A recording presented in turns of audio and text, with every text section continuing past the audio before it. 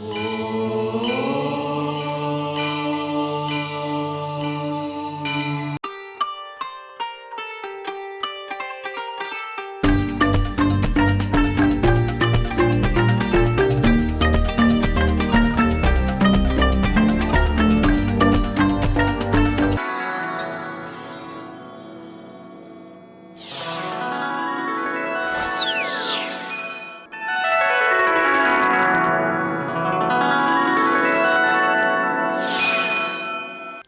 शनिदेव। प्रिय दर्शकों, मैं राजेश जोशी आपका ज्योतिष जागृति केवल सत्य कार्यक्रम में आज फिर से स्वागत करता हूं। प्रिय दर्शकों, जैसा कि आप जानते हैं, हमारी एक दो दिन से चर्चा चल पड़ी है लग्नेश और दूसरे भाव के स्वामी को लेकर। अगर इन दोनों ग्रहों की युति कहीं भी बनी पड़ी हो तो ये बहुत अच्छा राजयोग भी दे सकती है, और ये ग्रह अगर दूसरे भाव का स्वामी मारक हो तो वो लग्नेश को खराब भी कर सकता है। एक बात का ध्यान रखिएगा कि हर लगन कुंडली में दूसरे भाव का स्वामी मारक ग्रह बनता है, ये बात शास्त्र सम्मत नहीं है। हर लगन कुंडली में दूसरे भाव के स्वामी की अलग महत्वता होती है, और बहुत सारी कुंडलियों में दूसरे भाव का स्वामी अति मारक ग्रह भी गिना जाता है, और दूसरे भाव का स्वामी योग कारक भी बनता है। इस कुंडली विवेचन के माध्यम से मैं आपको 12 लगन कुंडलियों में बताने का प्रयास करूंगा कि किस किस लगन कुंडली में दूसरे भाव का स्वामी अति योग कारक बनके लग्नेश के साथ युति होने पर बहुत ज़्यादा अच्छा और शुभ फलकारी भी हो सकता है। इस बात की गलत धारणा सदैव दिमाग से निकाल दीजिए, क्योंकि बहुत सारे लोग जो इस ज्ञान को पूर्णता नहीं जानते हैं वो ये गलत फहमी दिमाग में रख लेते हैं कि दूसरे भाव का स्वामी मारक होता है, वो सदैव खराब ही करेगा। लेकिन मेरी कोशिश ये रहेगी कि आपको विस्तृत रूप से जानकारी दे पाऊँ, ताकि आप समझ पाएँ कि किस लगन कुंडली में दूसरे भाव का स्वामी मारक होता है और उसे कैसा लाइन ऑफ ट्रीटमेंट दे करके आपका जीवन यापन आसान करने के लिए बाध्य कर सकते हैं। तो प्रिय दर्शकों, अगर आप ये किसी कारणवश एपिसोड ना देख पाएँ टीवी चैनल पर, तो YouTube पर जाकर डेली हमारा एपिसोड अपलोड हो जाता है, उसे वॉच कर सकते हैं और इस दिशा से लाभ ले सकते हैं। कल तक हमने बात की थी वृष लगन की कुंडली के बारे में, जिसमें दूसरे भाव का स्वामी और पंचम भाव का स्वामी बुधदेव बने थे, जो कुंडली के अति योग कारक ग्रह बने थे। आइए आज इसी श्रृंखला को आगे कंटिन्यू करता हुआ बात करते हैं मिथुन लगन की कुंडली। ये मिथुन लगन की इसलिए बनी क्योंकि लगन में ही 3 नंबर लिखा है। क्योंकि अब इस प्रोग्राम से या YouTube चैनल के माध्यम से जितने भी लोग हमसे जुड़े हैं, कम से कम सबको अपनी लगन कुंडली का एहसास होने लगा है। ये पता चलने लगा है कि मुझे मेरे ऊपर कौन से ग्रह की दशा चल रही है, किस ग्रह का हमें पाठ पूजन करना है, किस ग्रह का रतन धारण करना है, किस ग्रह की कितनी लंबी दशा है और हमारे कष्ट कितने लंबे चलने वाले हैं। ये इन बातों का ज्ञान होना ही इस विद्या का मूल नियम माना जाता है।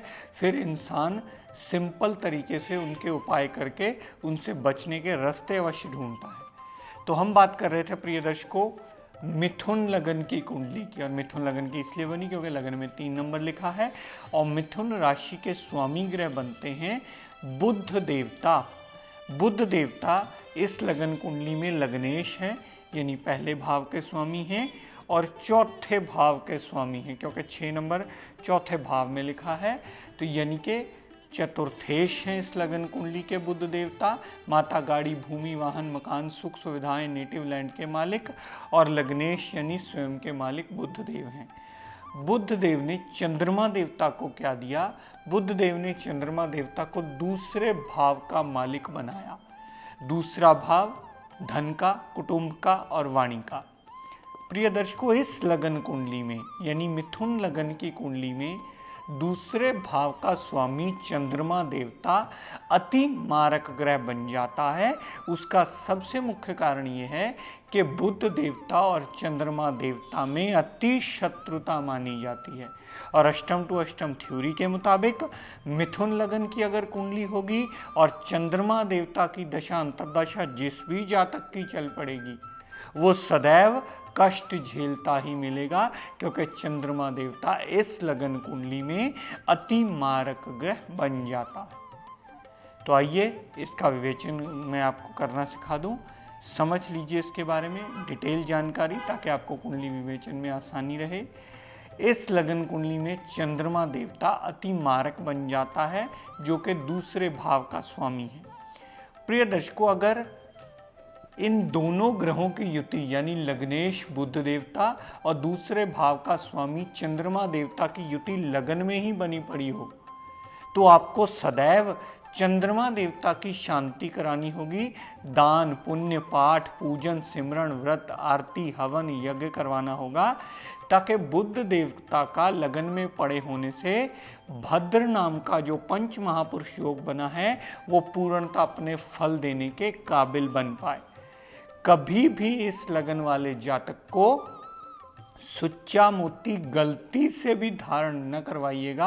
अगर किसी ने रिकमेंड किया है तो उसकी रिकमेंडेशन टोटली गलत मानी जाती है। ये सोच करके धन का आगमन होगा या परिवार से बनेगी या वाणी अच्छी हो जाएगी या मन शांत होगा, वो इन चीज़ों में से किसी के भी पॉजिटिव रिजल्ट नहीं देगा, टोटली नेगेटिव रिजल्ट देगा, क्योंकि वो आपके शरीर बुध देवता का ही अति शत्रु है। आपका शरीर जो लगन माना जाता है वो बुध देव का बना हुआ है और चंद्रमा देवता उसका अति शत्रु है। इसलिए मिथुन लगन के हर जातक को ये निवेदन करना चाहूँगा कि कभी गलती से भी चंद्रमा देवता का रतन ये सोच के धारण न कर लें कि आपको मन की शांति मिलने वाली है या आपको धन का आगमन होने वाला है या परिवार आपका साथ देने वाला है। वो सारे ही रिजल्ट टोटली नेगेटिव करेगा, आपकी हेल्थ में प्रॉब्लम्स दे देगा, मेंटल पीस में प्रॉब्लम दे देगा, decision making confidence level in सब चीज़ों में परेशानी देता ही मिलेगा, क्योंकि चंद्रमा मिथुन लगन की कुंडली में अति मारक ग्रह बन जाता है। दर्शकों, अगर यही युति कुंडली के दूसरे भाव में पड़ी हो, दूसरे भाव में चंद्रमा देवता और बुध देव दोनों विराजमान हो, तब भी आपको शांति सदैव चंद्रमा देवता की करवानी होगी, क्योंकि बुध देव इस लगन कुंडली के सबसे योग कारक ग्रह हैं, जो दूसरे भाव में बैठने से बुध की दशा अंतरदशा में धन का आगमन करवाएंगे, परिवार पूर्ण साथ देने वाला होगा। धन के आगमन के साथ साथ परिवार देव साथ साथ वाणी भी अननेसेसरी उग्र नहीं होगी। वो जातक मीठी वाणी बोल करके सामने वाले को प्रसन्न अवश्य कर देगा और सामने वाला उसकी बात सुनना पसंद करेगा। तो दूसरे भाव में बैठे हुए बुध देवता और चंद्रमा देवता अगर दोनों ग्रह बैठे हों दूसरे भाव में कर्क राशि के, तो आप सदैव चंद्रमा देवता की शांति करवाइए, ताकि बुध देव अपने और ज़्यादा अच्छे रिजल्ट देने में सक्षम हो सके, क्योंकि बुध एक योग कारक ग्रह है कुंडली का और चंद्रमा देवता एक अति मारक ग्रह है कुंडली का। दर्शकों, यही युति अगर कुंडली के चौथे भाव में पड़ी, चौथे भाव में बुध देव उच्च के हो जाते हैं, साथ में चंद्रमा देवता का आना, चंद्रमा देवता का चौथे भाव में बुध देवता के उच्च के साथ आना बुध देवता के बलाबल को या बुध देवता की अच्छाई को खराब करने का रोल प्ले करता है, क्योंकि चंद्रमा एक मारक ग्रह है, बुध देवता एक योग कारक ग्रह है।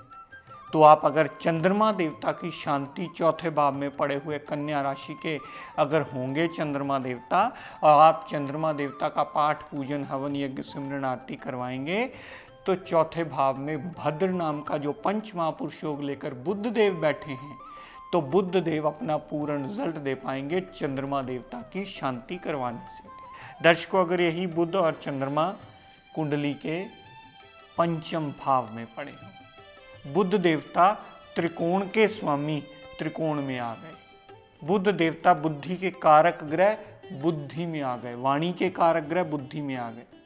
जातक बहुत सूझवान पर्सनैलिटी होता है, बहुत सोच समझ के बोलने वाला होता है, कैलकुलेटिव माइंड होता है, जातक बहुत पेशेंस रखने वाला होता है, जातक का औलाद से बहुत ज़्यादा ट्यूनिंग अच्छी रहती है, लव रोमांस में सदैव उसे कामयाबी मिलती है, अनसर्टेन गेम मिलते हैं।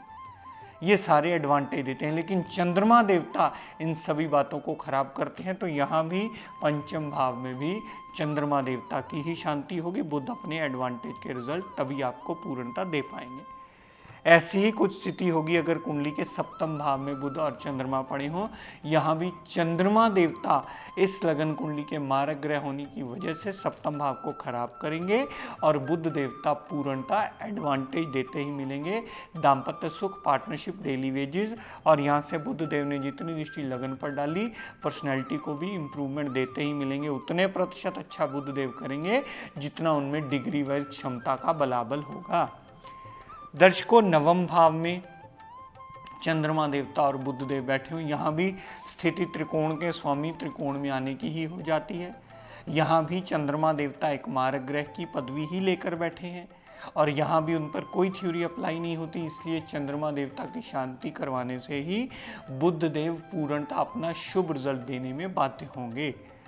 दर्शकों, यही चंद्रमा और बुध अगर कुंडली के दशम भाव में बैठे हुए, यहाँ दोनों ही ग्रह अति मारक बन जाते हैं। प्रिय दर्शकों, ये बात नोट कर लीजिए, समझ लीजिए, क्योंकि दशम भाव में बुध देवता भी नीच अवस्था के हो जाते हैं और चंद्रमा पहले ही मारक ग्रह हैं। फिर चाहे चंद्रमा की दशा अंतरदशा चले, चाहे बुध देव की दशा अंतरदशा चले, दोनों ही दशाएं अंतरदशाएं आपको कष्ट देती मिलेंगी, आपके कामकाज में नुकसान देती मिलेंगी, आपकी हेल्थ प्रॉब्लम्स होगी, माता से मनमुटाव होगा, आपकी सुख सुविधाओं में कमी आएगी। वो सारी दिक्कत परेशानियां दोनों ही ग्रहों की दशांतरा आपको देती मिलेगी। यहाँ दोनों ही ग्रहों का पाठ, पूजन, हवन, यज्ञ, सिमरन, व्रत, आरती करवा करके उनके पाप प्रभाव से आपको उन्हें शांत करना होगा। ये मूल नियम है, इसे समझ लीजिए। यहाँ अगर नीच के उदय अवस्था में यानी सूरज के साथ अस्त ना हो, अगर बुध देव उदय अवस्था में पड़े हों, तो कभी गलती से भी नीचता के रतन को धारण मत कीजिएगा। नीचता का योग कारक ग्रह का रतन सिर्फ एक ही कंडीशन में धारण किया जा सकता है, अगर योग कारक ग्रह नीचता में अस्त अवस्था में आ जाए तो उसे आप धारण कर सकते हैं। अन्यथा अगर नीच का ग्रह उदय अवस्था में पड़ा हो और आपने धारण कर लिया तो आपके कामकाज में सदैव मुश्किलें देता मिलेगा, आपकी हेल्थ में सदैव मुश्किलें देता मिलेगा, आपके चतुर्थ भाव में सदैव कष्ट देता ही मिलेगा।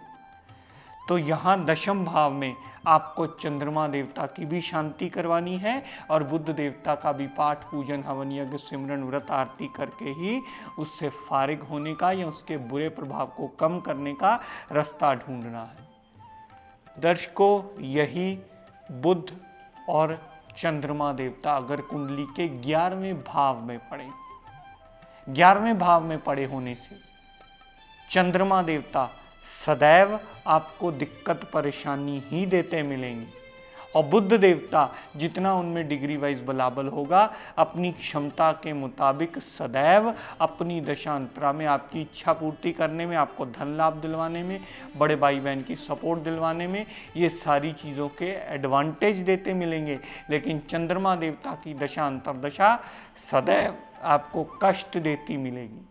इस बात को विस्तार पूर्वक समझ लीजिए। अगर 11वें भाव में बुध देव और चंद्रमा देवता बैठे हों तो भी आप शांति चंद्रमा देवता की करवाइए, ताकि बुध देव अपनी दशा अंतरदशा में पूर्ण आपको अच्छा फल देने में बाध्य सिद्ध हो और आपका जीवन यापन आसान हो पाए। तो प्रिय दर्शकों, आज का टिप ऑफ द डे देता हूं, नोट कर लीजिए। बहुत सारे लोग मिलने आते हैं और बहुत लंबी दशाओं से पीड़ित होते हैं, वो जगह जगह भटक चुके होते हैं। मैं ऐसी हर जातक को जो हमारे पास विश्वास रख के कुंडली दिखाने आते हैं उनको एक सिंपल सी सलाह अवश्य देता हूं। अगर आपको बहुत ज़्यादा कुछ ना भी करना हो, आप बहुत ज़्यादा उपाय करके थक चुके हों, अपनी दशा अंतरदशा को पहचान कर उस दिन वार का व्रत अवश्य कर लीजिए। वो किया हुआ व्रत आपको सदैव उसके पाप प्रभाव से बचने का रास्ता अवश्य देगा। और अगर पहली दूसरी बार ये बात ना समझ में आए तो आसपास किसी विद्वान की मदद लीजिए और ये जान लीजिए कि आपका कौन सा व्रत करना बनता है, उसकी क्या विधि है, ताकि आप सही दिशा से व्रत करके अपने पापी ग्रह की दशा से फारिग होने का रास्ता अवश्य ढूंढ लें। तो प्रिय दर्शकों, आज अपनी वाणी को यही विराम देता हुआ हम सब के लिए मंगल कामना करता हुआ शनिदेव से ये प्रार्थना करता हूँ कि हे शनिदेव हम सब पर अपनी कृपा दृष्टि दया दृष्टि सदैव बनाए रखें। जय शनिदेव।